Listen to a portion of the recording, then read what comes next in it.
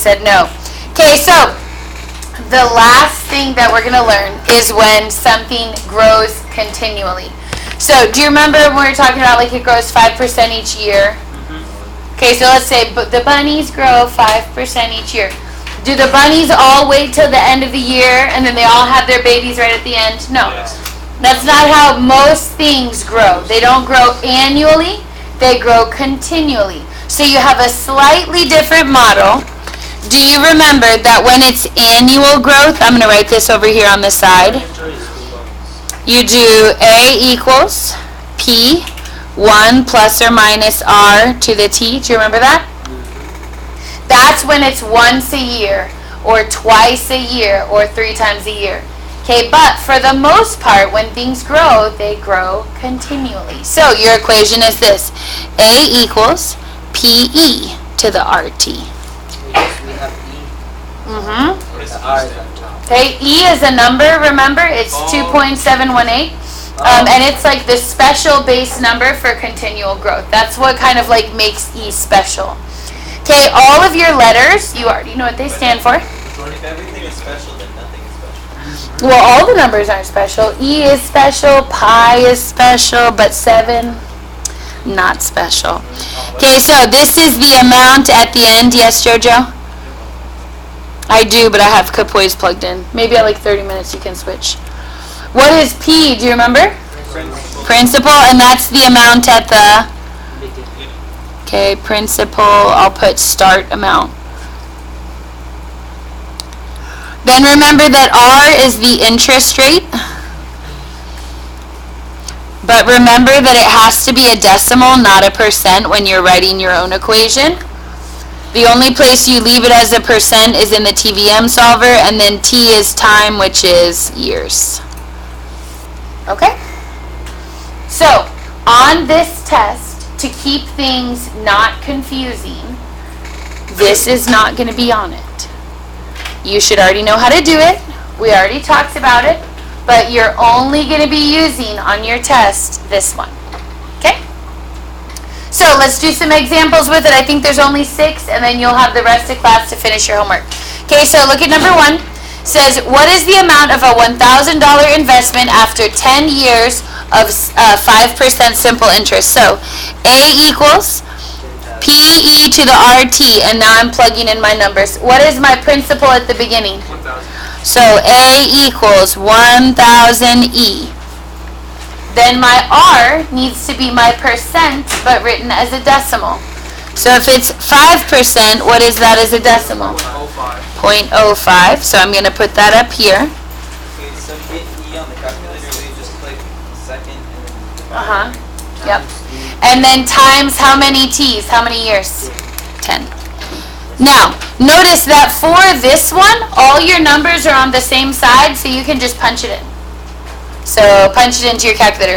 Now, there is an E button on the divided by, but I'm also going to show you there's a shortcut E. So turn it on, put in your 1,000. And then there's a shortcut with an E to the up already right here. So look, watch. If I push it, second ln, it even gives you the little up. Now, can you do it the other way? Sure, it doesn't matter. Okay, it's like 2 less buttons. And then 0.05 times 10 years.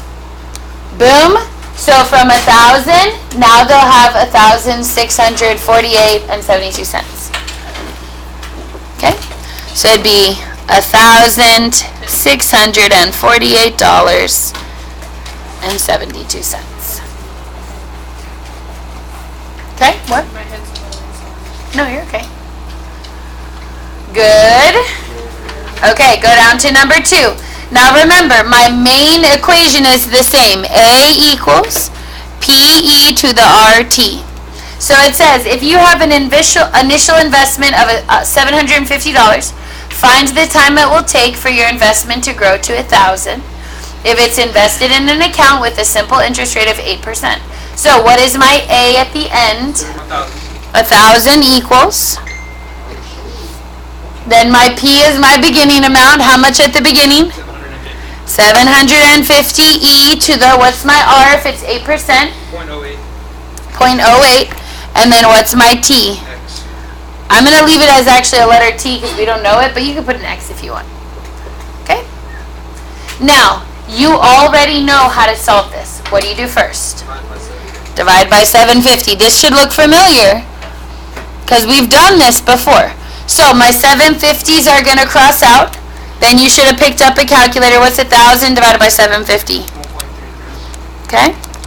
So I'm just dividing it out here. 1.33. And then on the other side, I have e to the 0.08t. Now, normally, when this is a number, you log with that number as the base. Remember, we've been correcting our tests. You're going to ln it. Because remember, what is the base of e? An ln. So you're going to ln here. Ln here. And remember that ln and e are special partners. They cross out. So these guys are both gone. How do we get ln? There's a button for it on the calculator already. It's above the stow button. So look right here. See, you can stow it, and then ln's right there. So I want the ln of 1.33. You can see it right there. Now, 2.8 is going to bump up to what? 2.9. Good. Okay, and then from there, I almost have it solved, but my t has a 0.08 in front, so I need to do what?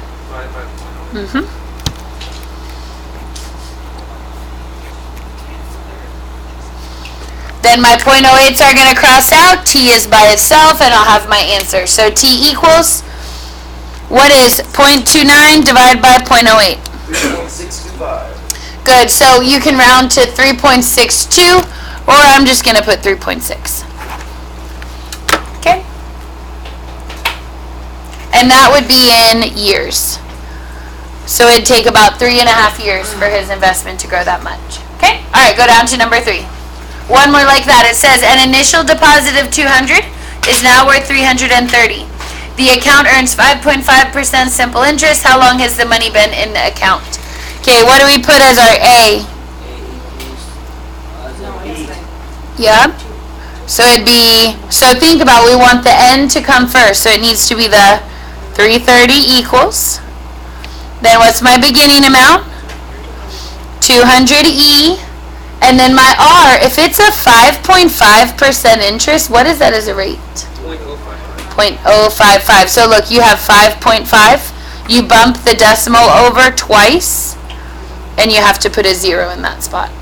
So it'd be 0.055T. Then from there, what do we do first? Same steps. Divide by 200. 330 divided by 200 gives me 1.65. Right? I think you maybe forgot to write. And then from there, if it's an e to the 0.055, what do I do next? Good. Then I'm going to do an ln here and an ln here.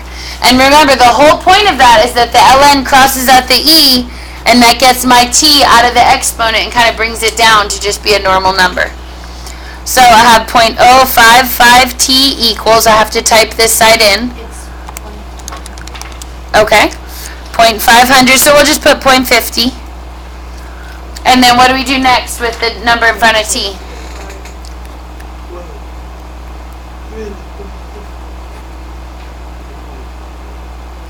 And then remember, the 0.055s cross out on the t side, so that t is alone, and then I just divide that in my calculator.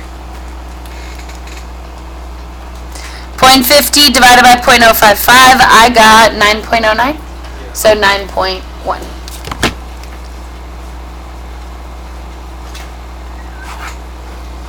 Okay. Do we need to do one more solving for t, or can we move on?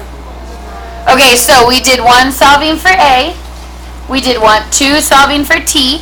What are the other letters we have to practice solving for? Okay, we already did A. We already did T, so P and R are the two that are left. Okay, look at number 5. Your grandma put money into a savings account for you when you were born, which has been earning 4.5% simple interest. On your 18th birthday, You get rights to the account, which has grown to $15,000. How much did your grandma originally invest? Okay, so how much do I have at the end? 15,000. 15,000 equals. Now, do I know how much grandma had put in there? No, so I'm going to leave it as a P. Then E to the R, what was her investment rate? Yep, 0.045. And then I think it was this class that had said, if you ever don't know, just divide it by 100 and it'll move the decimal for you. Okay? So 0.045, and then how many years ago did sweet grandma do this for you? 18. Okay, now when you are solving for P, is your P a little number up in the exponent? No. So the way that you solve it is a little bit different. You're going to type this into the calculator. Not with the P, because we don't know P, just the E part. So I'm going to do E to the power of 0.045 times 18. Just that part. What does it come out to be? Okay, 2.25. And now I want you to think about it. If I replace that, I have 15,000 equals P times 2.25. Well, then how am I going to get rid of 2.25 if it's going to be multiplied with the P in front? Divide to get rid of it. So to get rid of the 2.25, I'm going to divide by that. Well, we want to cancel out the 2.25, so we're going to just divide to get rid of it. Yep. And then when you divide it, turns out grandma was the devil. It's like 66666. She got her money from, I don't know, the Satan cult. Okay, so she left you $6,666.67. I know, right? How'd she get that money? You gotta wonder, you know? Okay? Alright, so we solve for A, we solve for P, we solve for T. What's the last letter? R. Okay, look at number 6. Your uncle invested $7,000 in an account with continually compounded interest 3 years ago. So I have boom, boom. The account is now worth, boom. Go ahead and set it up. Hello. Yeah.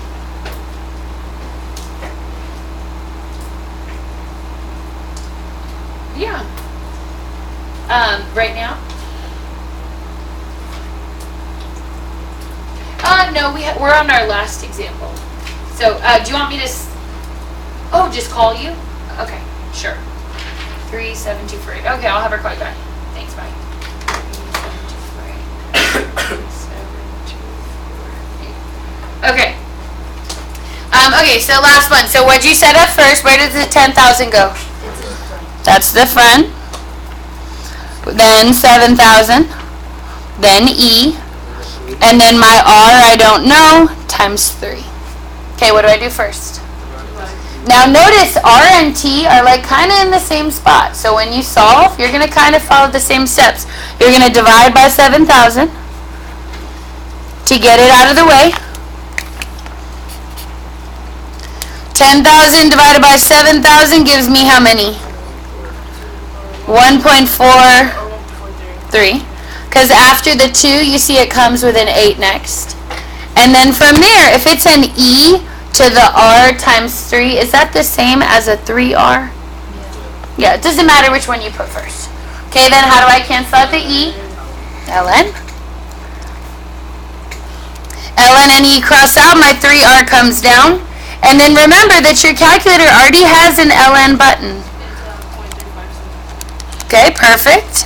0.357 goes up to what? 0.36. And then from there, what do? Divide. Now, when you solve for R, there's one other thing you have to remember. It is going to give you your answer as a rate. You want to give an interest percent. So if it's 0.12 when you divide it, what percent is that?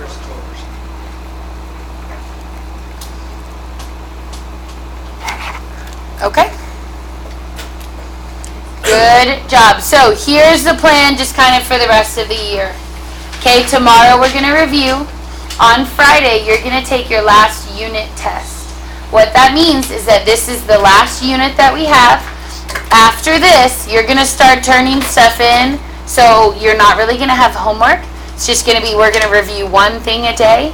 That will all together count as your last test grade. It's about 10 days. Each one will be about 10 points. They'll all add up to one big test grade. That'll be your last test of this quarter. Okay, then if you're exempt, most of the seniors are gone. Okay, but if you're exempt, you can get out of it. If not, it'll just be your last grade will be your semester exam. Outside of those daily reviews, we'll do half of it together. You'll finish it on your own, but you shouldn't really have much homework after that, okay? If you finish your homework today and you want to pick up your review early, it's over on that card. You should have time to do it tomorrow, but if you just want to start on it early, that's totally fine. I believe that is true, but I can ask and see, but I'm pretty sure that's